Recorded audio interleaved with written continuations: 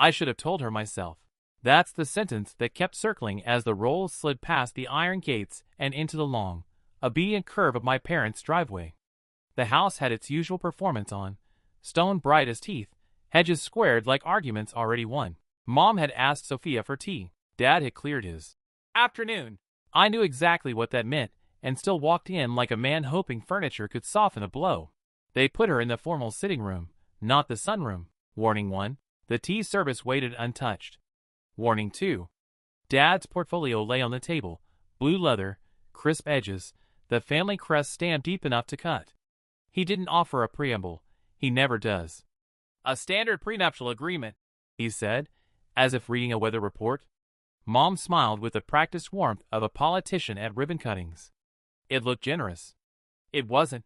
Sophia took the document and read the way she always reads, steady, line by line, finding the hinge in every sentence. I watched the muscle in her jaw set, the way it does when code compiles, but the output insults her intelligence. Clauses about marital property. Reverting. Language sweeping enough to trespass into her intellectual property. A clock, invisible but loud. Signed by 9 a.m. tomorrow or the wedding is off. My parents manage crises like mergers, compress the timeline, weaponize urgency, make refusal feel like self-harm. I said her name. My voice sounded like it was coming from the wrong end of a hallway. She didn't look at me first. She looked at them. I'll have my lawyer review it. Dad's eyebrows lifted a fraction. Mom slipped a pen from her jacket, like a magician revealing the inevitable. Today would be ideal. She made ideal sound like obedient. Sophia closed the folder gently, as if the paper might bruise. Then I'll speak with Ethan, she said, and the room flashed with a small, dangerous grace. On her way out, Mom let the mask slip. She'll sign, she said to the window, not to me. Where else would she find a match like Ethan? Dad's laugh was a low, satisfied thing. I felt my face flush hot and teenage. Outside, I caught up to her on the steps. She kept her eyes on the gravel, not me. I reached for her hand and stopped, because I'd forfeited the right to take anything from her today. I'm sorry, I said. I thought. She looked at me then, tired and clear. You thought postponing a hard conversation would make it easier, she said. It didn't. She got in her car. The door shut with a soft, damning sound of something valuable being carefully put away. She drove off, not fast, not dramatic, just gone. Shaken, yes. But I knew that spine. Not broken. The house was behind me, vast and pleased with itself. I stood in its shadow and felt the old strings tug, the ones tied to my name, my inheritance, my reflex to be agreeable. Then my phone buzzed with a silence she'd left me to fill. I looked back at the front door and realized the ultimatum wasn't hers. It was mine. That night the house felt overfurnished, every chair occupied by some ancestor's opinion. I didn't sit. I paced the hall, phone in my hand, watching a blank screen like it might confess. When her message finally came, it wasn't a paragraph, just a calendar block for tomorrow, 1 p.m., our spot at Carlucci's, and a single attachment named Disclosures. The word landed like a gavel. I opened it, and the light changed. Not flashy, not performative, pages that looked like work. Custodial statements with slow, patient numbers. A trust that had been growing since before I learned to shave. Cap tables annotated with the same neat handwriting she uses to correct my commas. A second file. A valuation letter from a firm I actually respect. 22 million is an easy thing to say and a difficult thing to understand until you see how it's built. Brick by brick, not fireworks. My father's voice, archived in my head, tried to object on procedural grounds. It was drowned out by the quiet architecture of her choices. I pictured her kitchen table, the one with a small nick from a dropped skillet, spread with folders. The lamp burning warm above it. Her laptop open to a dashboard that moved when markets breathed. Her grandfather's name on the trust, an old river feeding a modern engine. Not lottery money. Compound interest patience. Positions in unfashionable funds that became fashionable just when she needed them. Early checks into tools for teachers no one believed in until test scores did. The edtech company I'd bragged about to colleagues, like a man talking up a friend's band. There it was in Section 3, valued, audited, real in a way I hadn't earned the right to question. Revenue lines stepping upward with the stubbornness of someone who kept showing up in shipping. A patent filing. A term sheet she hadn't taken because the terms were wrong for her students. I thought about the day we met, how she downplayed everything except the mission. How my mother mistook restraint for lack. How often I'd let the room translate her silence as smallness. That translation died in my hands, replaced by a fluency I should have learned sooner. Another message arrived, no preamble. Tomorrow isn't about theatrics. It's about clarity. I'm done hiding so other people can stay comfortable. I read it twice. It wasn't anger. It was a line finally drawn bold. I walked outside into the clean, expensive dark and let the cold put its fingers on my throat. My family's wealth had always been loud. Weddings that sounded like mergers, charity like press releases. Hers was quiet, disciplined, pointed at something larger than itself. The ledger no one knew wasn't a secret, it was a boundary. I typed and deleted a dozen replies. In the end, I sent the most honest sentence I could manage. I want to be worthy of your truth. The typing bubbles appeared, disappeared, reappeared. See you at 1, she wrote. Bring your own. I looked up at the windows blazing on the second floor, every one of them lit by a past that assumed it could dictate the future, and felt something in me shift on its hinges. Tomorrow, the doors would open the other way. Carlucci's had the soft afternoon hush of a church between services. The host knew us and still looked like he wanted to apologize for something he couldn't see. She was already there, a glass of water sweating a small ring onto the table, a folder at her elbow like a quiet witness. When I sat, she didn't reach for my hand. She waited. I should have told you, I said, going first because the only thing worse than a wound is silence around it. I kept thinking I'd find the right moment. I didn't. You outsourced the hardest part to your parents, she said, not cruel, just accurate. You let them be the bad news, so you could stay the good guy. I opened my mouth and all the old circuitry lit, explain, contextualize, smooth. Her eyes held, and I heard it before I said it, the need to be agreeable that my family had trained into me like posture. I delayed because I was afraid, I said, of the fight. Of you seeing how much of me still answers to them when they call. The waiter arrived, retreated. The room inhaled and exhaled around us. She slid the folder toward me, not the one from last night but thinner, marked simply, Us. Inside, 2 pages, a list of boundaries written like code, if, then, else, and a line at the bottom that read, in her hand, we build or we don't. My father writes terms to bend people, I said. I know the shape of that document. I hate that shape. You didn't hate it enough to stop it, she said. You hated it from the passenger seat. I stared at the condensation ring, how it had grown into a soft moon. When I told them no, last night, after you left, they told me I was ungrateful, emotional, that I didn't understand the stakes. And did you believe them? She asked. I believed them my whole life, I said. Until last night. She nodded once, a ledger tick. Here's what I can't do, Ethan. I can't marry a man who's a sovereign with me in private and a minor under guardianship at home. I don't need you to fight them every minute. I need you to stop letting them deputize your silence. The word landed with the weight it deserved. Silence? The most polite accomplice. I want you, I said. You, not the peace that comes with avoiding you when it's inconvenient to them. Then choose, she said, and the air sharpened. Partnership or puppetry. Not just today in this restaurant, but every time the phone rings from that house. Choose out loud. I took my phone out and called my father. The sound of his voice was a courtroom already convened. The ultimatum is over, I said. We'll review a fair agreement. If that doesn't work for you, we'll cancel the wedding ourselves and explain why. There was a pause big enough to walk my childhood through. He started to negotiate. I ended the call. I set the phone down between us like a tool surrendered. She watched me the way a climber checks a knot. That was one, she said. There will be more. I know, I said. Tie me to the right things. Then we build, she said, and finally her hand found mine, not an absolution, an agreement. Outside, the city moved like current. Inside, a fault line shifted, and something steadier took its place. Carlucci's at 1 felt like a held breath. The room had that soft clink and murmur you get when everyone else is living smaller lives, and I envied them for it. She was there already, posture straight, a glass of water sweating onto a perfect ring. No smile. No theatrics. Just Sophia, composed the way a blade is composed. I should have told you, I said before the menu could pretend we were normal. I stalled because I was afraid of the fight. You weren't afraid of the fight, she said, voice even. You were afraid of your parents. You outsourced the confrontation to them and called it timing. It was like watching a surgeon peel back gauze. Nothing dramatic, just the truth underneath. I started to explain.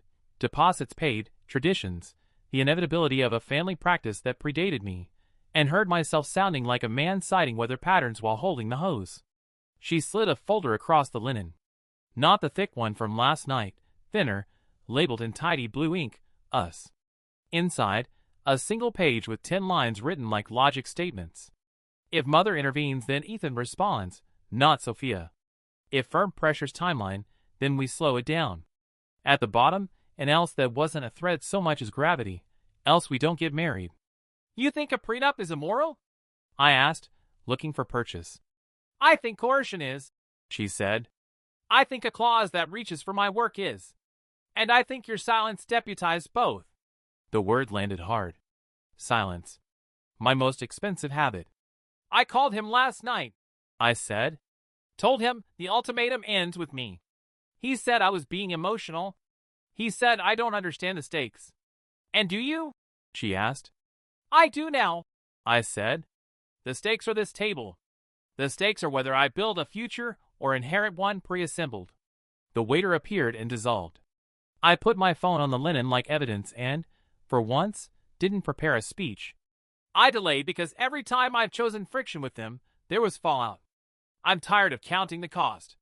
You don't have to love the fallout, she said. You just have to stop treating me like the line item you can hide behind their letterhead. There are sentences that change the shape of a room. That one widened it. I dialed my father. He answered in courtroom mode, tone cross-examination ready. We'll engage on a fair prenup, I said. Ours, not the template. The deadline is off. If that's a problem, Sophia and I will cancel and tell the truth. He went quiet, then tried the old scaffolding, disappointment, legacy, practicalities. I didn't climb it. I ended the call. I left the phone face down between the glasses. Partnership, I said, because she had given me the binary and it deserved to be spoken plainly. Not today only. Every time. She studied me like you study a knot before you trust your weight to it. Then she exhaled, a small surrender to air. Okay, she said. We build. And when the strings pull, you cut them, not ask me to live with the tug. I will, I said, and meant it in the sore, new way meaning feels when you've finally chosen pain you can own. Her hand came over mine. Not an absolution. A contract.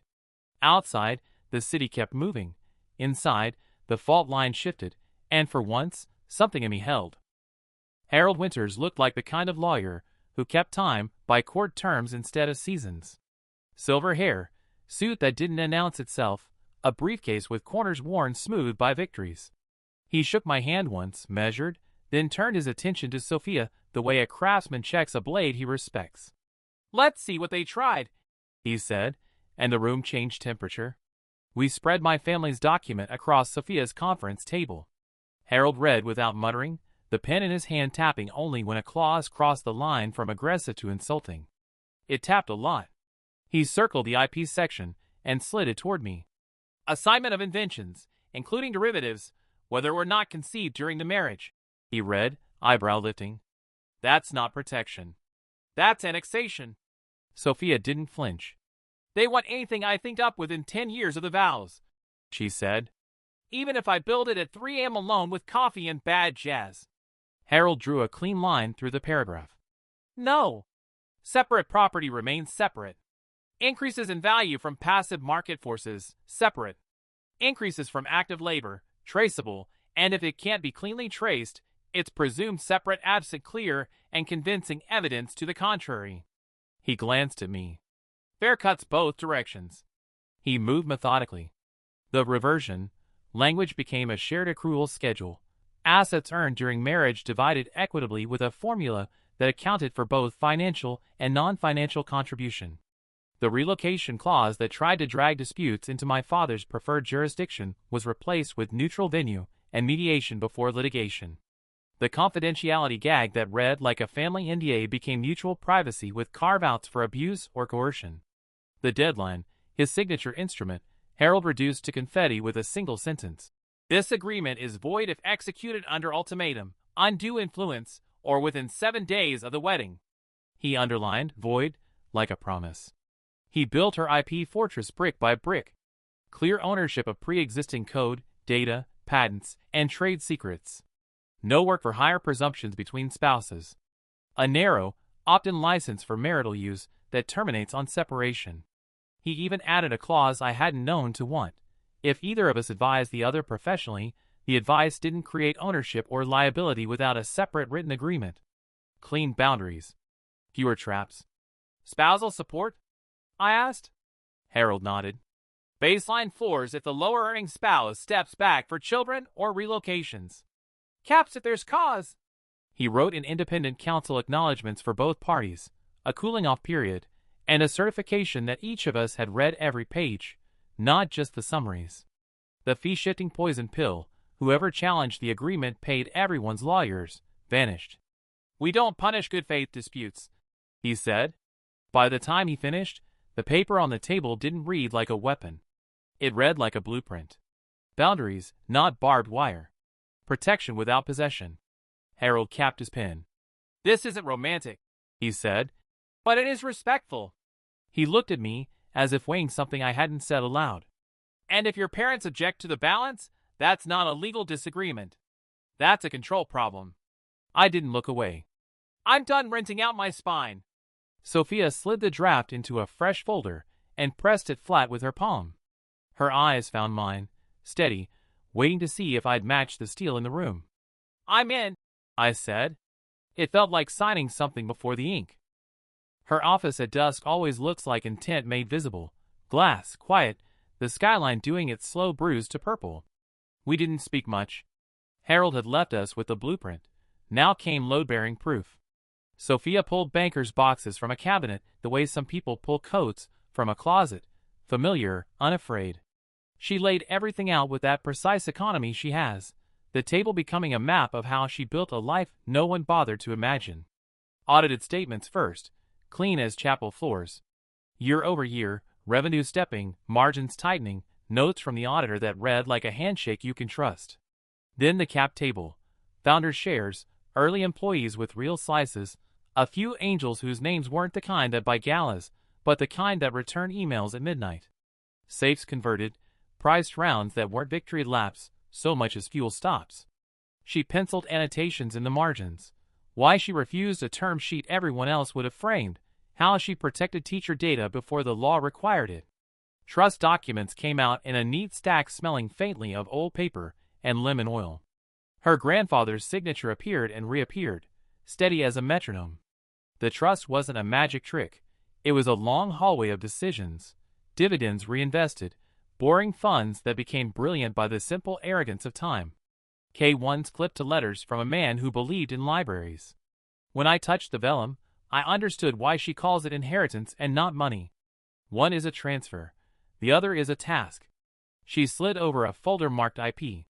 Patent applications with figures that looked like origami until she explained them.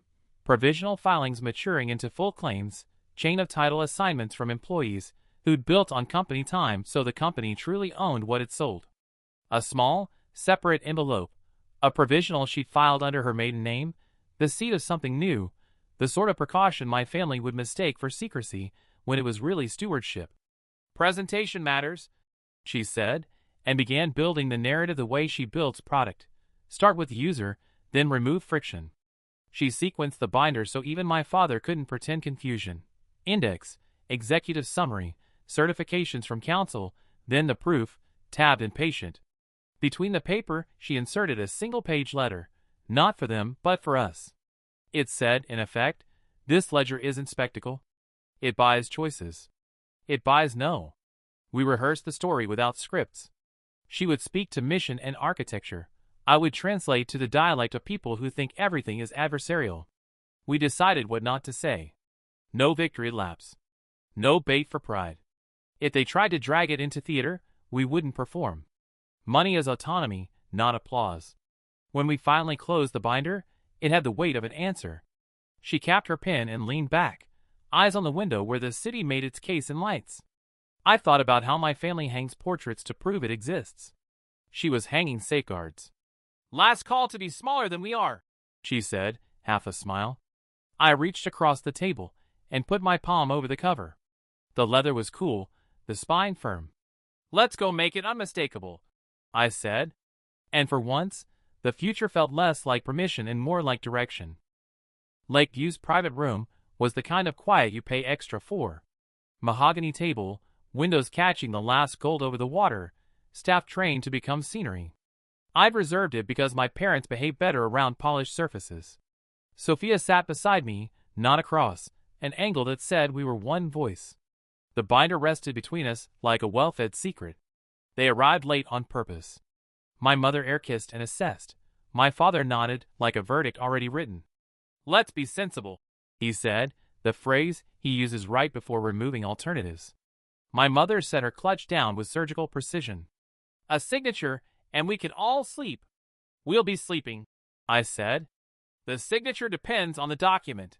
Sophia slid the family template forward, the blue leather that once felt like law and now looked like a trick deck. "Unacceptable," I added, and the room lost half a degree of warmth.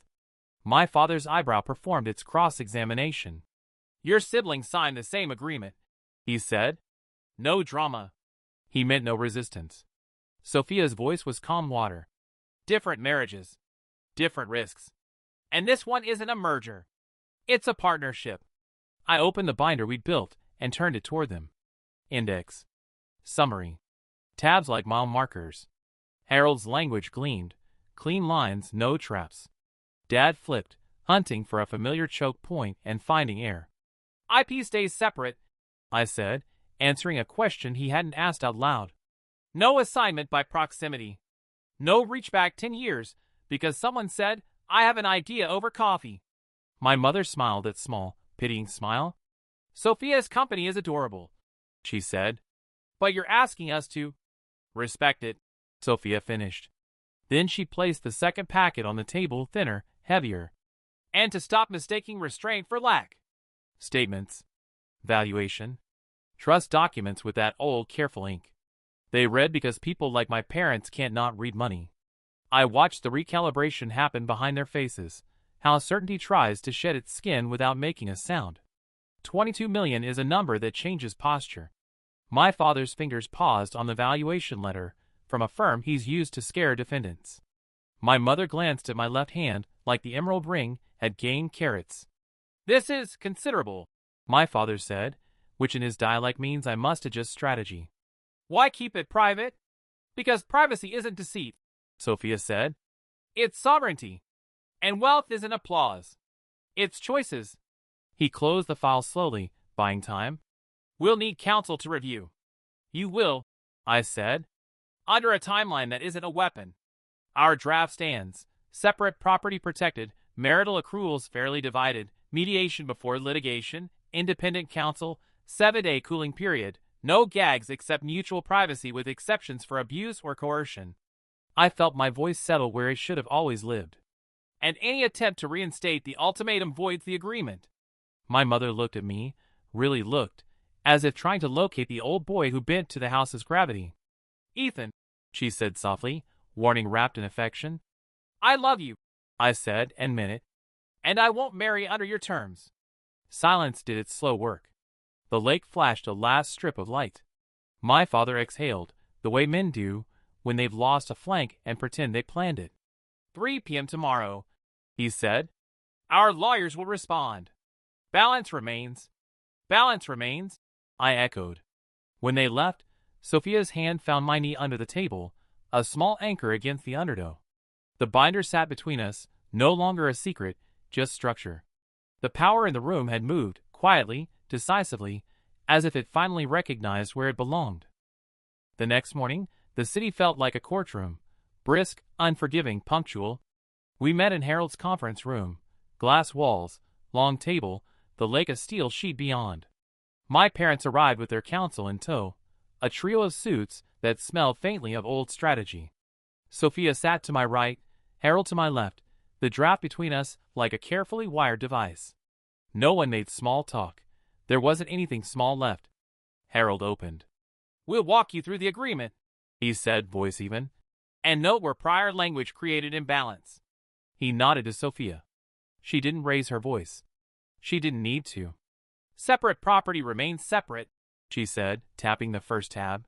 "That includes pre-existing code, patents, trade secrets, and derivative work.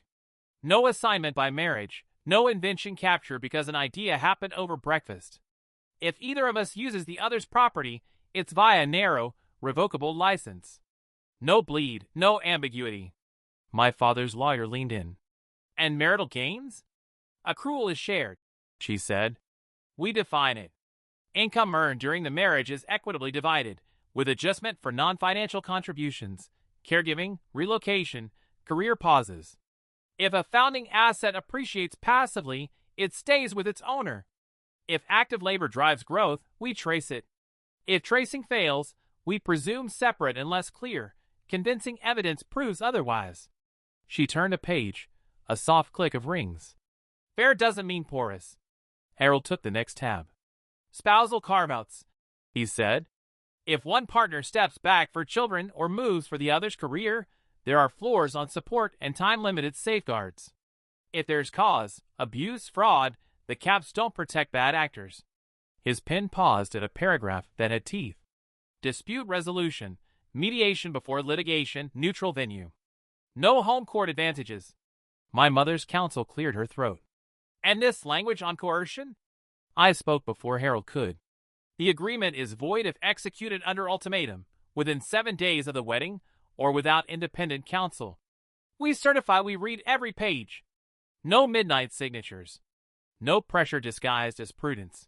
I held my father's stare until he looked away, a small victory that felt bigger than paper. Sophia moved to the final section. "Privacy is mutual," she said. "We don't convert marriage into an NDA. There are carve-outs for reporting abuse, coercion, or crimes. Reputation management isn't a muzzle." They conferred in a tight knot, murmurs like the sound of old scaffolding settling. My father began the dance, minor edits, strategic ambiguities, a jurisdiction swap that looked harmless unless you knew where our judge golfed. Harold dismantled each with that patient, surgical no. I found my voice in the spaces between their words. "We're not negotiating the premise," I said, the sentence surprising me with how steady it came. "Only the grammar." My mother looked at me as if I'd stepped out of a family portrait. "Ethan, this rigidity isn't you. It's me when I'm not borrowing my spine," I said. "This is the line." Silence landed and stayed. Their counsel asked for a recess. Harold shook his head gently. "Deadline's 3. You said it." Pages turned, pens moved, the subtle choreography of surrender performed as professionalism. When we stood, the document was still ours, IP sanctity intact, accrual rules clean, spousal carve-outs humane, no coercion clause bright as a warning light. My parents signed acknowledgments they didn't like and couldn't refuse. Outside, the wind off the lake cut cold and clean. Sophia laced her fingers through mine, not a triumph, a confirmation. For the first time in years, I wasn't playing son. I was speaking partner. And the echo carried. By noon the red lines arrived like a stack of polite insults. Their cover email was all collegial phrasing, appreciate the spirit, minor clarifications, while the attached document bled. Jurisdiction nudged back toward a courthouse, where my father's name still echoed in the hallways. Tracing rewritten so broad you could drive a truck through it and call everything active marital effort. A harmless-seeming sentence about joint strategy for reputation protection. That was really a gag order with good posture. And in the margins, soft language that looked like compromise, but moved the fulcrum an inch at a time until the lever belonged to them again. Harold didn't sigh. He set the pages side by side, our draft, their edits, and produced a pen that might as well have been a scalpel. "Jurisdiction," he said, tapping the clause. "No home field. Neutral forum stands." He crossed out the swap and replaced it with a venue we'd vetted to exhaustion. Tracing, he continued.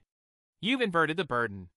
He underlined their new sentence, the one that presumed marital ownership unless you could prove otherwise. We're not litigating a fog. If you want to share growth, say so plainly. If you want to steal it, learn to do it without adverbs. Their counsel, patched in on video from some boardroom with a better view than conscience, tried to smile. Surely we can find middle ground on reputation. Families of prominence have unique concerns. Concern, Harold said mildly, is not a muzzle. He circled their PR clause and wrote in 3 words, truth beats spin. Mutual privacy with carve-outs for reporting misconduct remains. You don't get to criminalize candor. They tried to relocate mediation to a family-approved panel. Harold slid a printed ethics opinion across the table like a calling card from an era when things were built to last. Neutral stays neutral, he said. Panels aren't neutral because someone put the word in their name. My mother watched the dance with a face trained not to blink. My father measured, recalculated, advanced a few inches, and lost them just as quickly. Every time Harold dismantled a gambit, I felt shame and relief. Shame at how many of these tricks I recognized, relief that I wasn't the one wielding them. At 2:30, Sophia set her phone on the table, so the time stared back at all of us. We have 90 minutes until the florist needs a final head count, she said gently, as if we were deciding on lilies instead of leverage. The wedding happens with this agreement. Or it doesn't happen. Deadlines are my father's favorite instrument. Hearing one used on him was like seeing a magician swallow his own knives. His lead counsel tried to buy time with a request for a weekend review. Harold pointed to the no coercion clause and the 7-day buffer. You chose the brink, he said. We build guardrails. Pick a lane. The last skirmishes were small and telling. A feint toward an automatic stay if either party contested, killed. A family emergencies, exception that could stretch to include bruised egos, tightened until only hospitals qualified. Fee shifting resurrected as discouragement of frivolous claims, translated back to fairness, and set out to pasture. At 2:57, pen stilled. The document was ours again, balanced, exact, unsentimental. My father leaned back, the calculation finished, the loss absorbed. Fine, he said, the word pulled through gravel. We proceed. We signed acknowledgments, not vows. Outside, winter light made the lake look like tempered glass. Sophia laced her fingers through mine. I heard the old house in my head, its corridors of expectation, its economy of favors and debts. Then the clock ticked, honest and ordinary, and for once I let it. The decision was made before the wedding. And it was ours. I went to the house alone, the way you walk into a museum you grew up in, knowing every corridor, still half expecting the paintings to correct your posture. The study smelled like old leather and victories. My father stood by the window in his uniform charcoal, my mother arranged in a chair that had outlived 4 decorators. They were composed. I was tired of being composed for them. I'm not taking the partnership, I said before the choreography could start. Not on the timeline, not with the conditions. My father's eyebrow lifted, the family's smallest gabble. Conditions? He said, already bored. The ones that say the house chooses my cases, my clients, my hours. The ones that keep my name on the letterhead but my spine in your pocket. I set a velvet box on the desk and flipped it open. Cufflinks with the crest. Graduation gift. I'd worn them like a passport. These go back to the issuer. My mother reached for the gentler weapon. Ethan, darling, you don't have to be dramatic. We're talking about tradition. We're talking about control, I said. And I'm done renting my life to it. He tried pragmatism. You'll hate the cost, my father said. Access, introductions, the press that calls back. I can afford the bill, I said. We both can. And even if I couldn't, I'd rather be poor on my own terms than rich on yours. I handed him a short letter, 1 page that had taken 10 years to write. I'm moving my accounts from the family office. I'm stepping down from the junior board you treat like a loyalty card. I'll advise when asked, not obey when summoned. Receipts attached, bank transfers, beneficiary updates, a retainer with counsel who answers to me. He read without blinking. Blinking is for people who admit whether. My mother tried the oldest string. What about family? she said softly. Sunday dinners. Holidays. Your children. We'll be there, I said. Once a month for dinner. Holidays if we want to be, not because a calendar bullies us. And our children will know their grandparents. They'll also know the word no. My father set the letter down as if it might stain the desk. He offered one last bargain, dressed as reason. Keep the partnership, he said, and I'll never mention the prenup again. That's not a compromise, I said. That's a bribe with better lighting. Silence moved in, rearranged a few pieces of furniture, looked satisfied. I placed the house keys on the desk. They felt lighter than I expected. You can keep paying the vendors, I added. We'll reimburse the deposits. The wedding is ours. My mother's eyes were bright and injured. She swallowed it with practice. My father looked past me, at the lake, as if sovereignty were a weather system moving in. On the way out, I stopped at the hallway portrait of me in a borrowed tux at 22, the one that always looked like a draft. I didn't touch it. I didn't need to.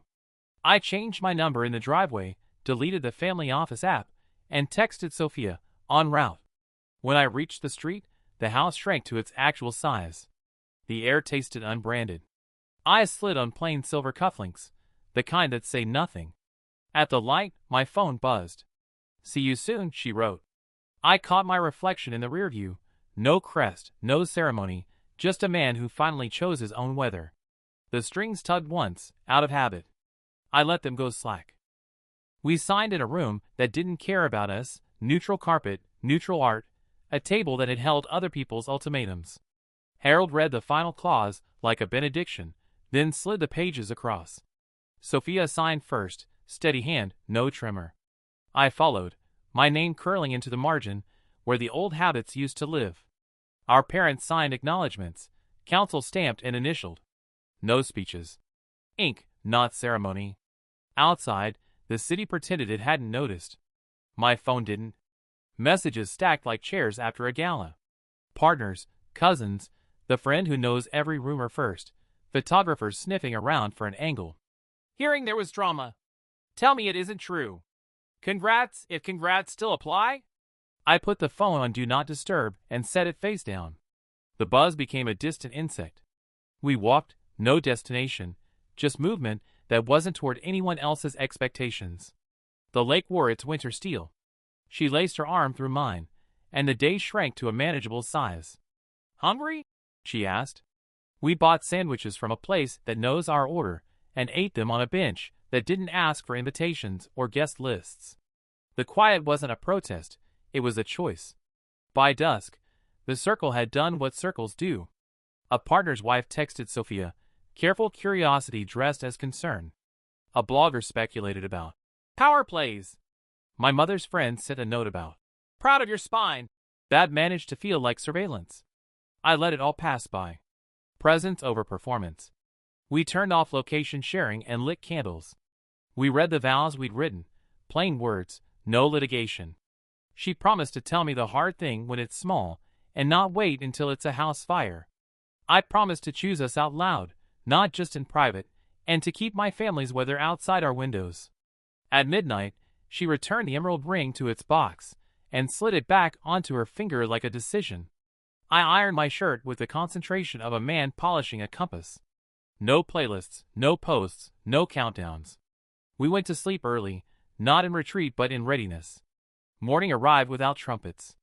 I woke to the sound of her breathing and the pale square of light on the ceiling. The agreement lay in the safe, weighty and irrelevant, the way a seatbelt is only a comfort when you're not using it. I made coffee. She buttered toast. We moved around each other with that choreography you can't fake. Cups handed off without looking, a kiss on the shoulder at the sink, a laugh about nothing that landed like a blessing. The phone stayed dark except for one message from Harold, good work. Not romantic. Correct. I smiled. We weren't staging a narrative for the city. We were getting married. As we left for the hotel, the air felt ordinary in the best way. The social circle could hum and spin itself dizzy. We chose the smaller loop, her hand in mine, the engine turning over, the day opening. The signatures were done. The silence, for once, sounded like home.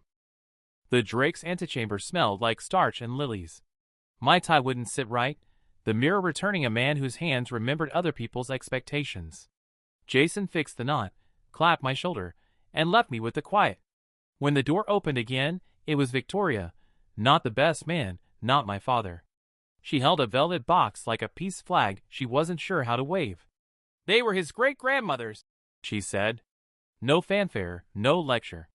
The sapphires caught the light like small oceans learning to be still. She married into the family against advice, and saved the firm during a winter that didn't end. A story instead of a rule. She looked older than yesterday and, in a way that mattered, truer. If she wishes, Victoria added, the sentence balanced carefully on if. Sophia's room was 2 doors down.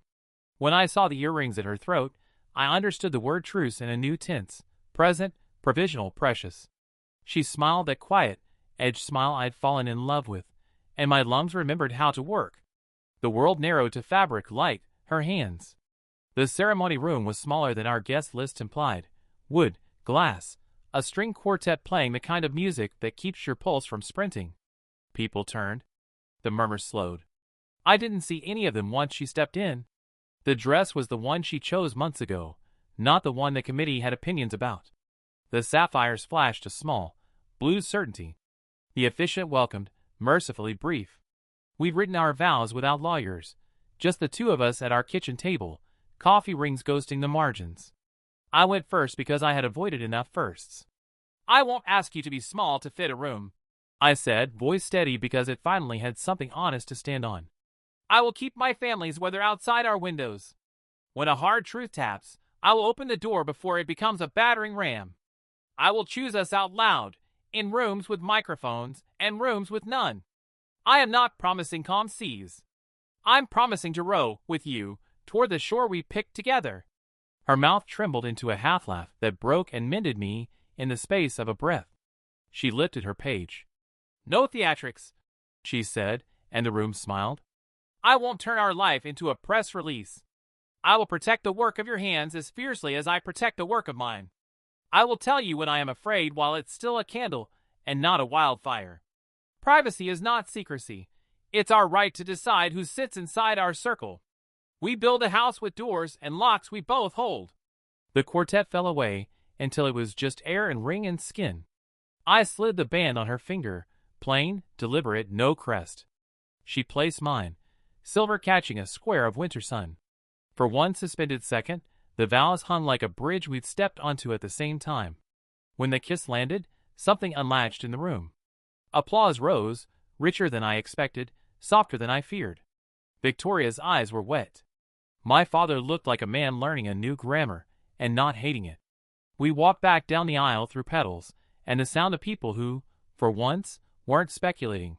The doors opened to the corridors quiet. She leaned into me, forehead to mine, as if testing the structural integrity of what we'd said. Parity, she whispered. Partnership, I answered. Privacy, we said together, and the word fit like a key. Revenge wasn't a word she liked. She said it tasted like old metal. Strategy, though, that she could drink. 2 months after the wedding, we stood in a gymnasium that smelled like varnish and new sneakers, the kind of place where futures make noise. The banner said Williams Foundation because she'd chosen her maiden name on purpose. Not a snub. A boundary. She didn't wear a power suit. She wore the same sweater she codes in, sleeves pushed up like she might fix the scoreboard if it glitched. Behind her were 10 kids who'd already built tiny worlds on borrowed laptops. In front of her, cameras. Not many. Enough. 10 million, she said into the mic without flourish. Seed capital for first-generation founders building tools for learning. No extracted terms. No PR strings. You keep your cap table. We keep a promise. She glanced at me once, not for permission but for anchoring. This year taught me that money can be applause or autonomy. I prefer doors over clapping. The journalists had come with a script about a gold digger who somehow failed to find the gold. They left with a different outline. Architect was the word one used in a headline that made my mother send a link with a period and no commentary. Another called it a rebuke disguised as a grant. Sophia corrected that gently afterward. Not a rebuke, she told the reporter. A map. Her talk wasn't long. She described the rules like clear signage, grants convertible only by the founder's choice, legal aid for incorporation, a sanctuary clause if investors try to bully, a stipend for the month you tell your family you're doing this and they stop talking to you. The last line landed in the bleachers like a promise with someone's name on it. When the question started, the bait came out. Did your in-laws approve? Was this about proving something to old money? She smiled in that way that closes a door without slamming it. This is about what kids in rooms like this can build, she said. My marriage is not a business model. Afterward, we stacked folding chairs with a custodian and carried extension cords like interns. A girl in a hoodie approached her with a notebook full of sketches, an app for translating teacher feedback into plain language for parents who work nights. Sophia sat on the stage edge and listened like the room had shrunk to 2 people. Ship the smallest thing that works, she said, and lined up counsel, a domain, a check. I watched it happen, the exact opposite of spectacle. Infrastructure. By evening, the fun site was live, clean as a new chalkboard. The press did what it does, but the temperature had changed. Architect, builder, sovereign. Even the tabloids got bored with the old story once it didn't bleed. My father sent a terse congratulations cloaked as due diligence. Harold sent 3 words, elegant and irreversible. At home, she set the leftover name tags on our counter and laughed at one that read future problem. Accurate, she said. What do you call this? I asked. Maintenance, she said. Power, so it doesn't pool. We turned off our phones and cooked badly and ate well. The city hummed past our windows, unconsulted. Her revenge, if you insisted on the word, was a line of open doors and the quiet satisfaction of refusing a narrative and writing a system instead. By spring the house had learned our names.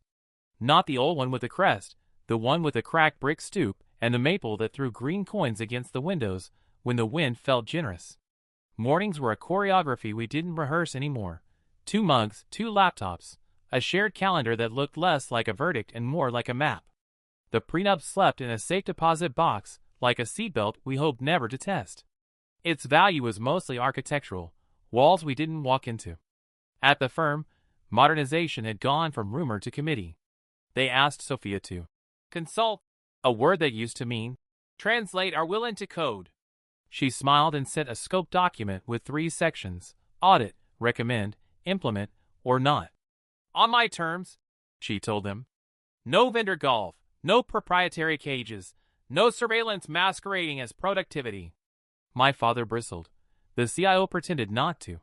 Then the pilot project made discovery run in hours instead of weeks, and bristle turned into budget. She sat in our dining room with her partners, like she sits with founders in gymnasiums, sleeves pushed up, direct. You don't need AI to make you omniscient, she said, dry. You need clean data, fewer duplicates, and attorneys who can find their own passwords.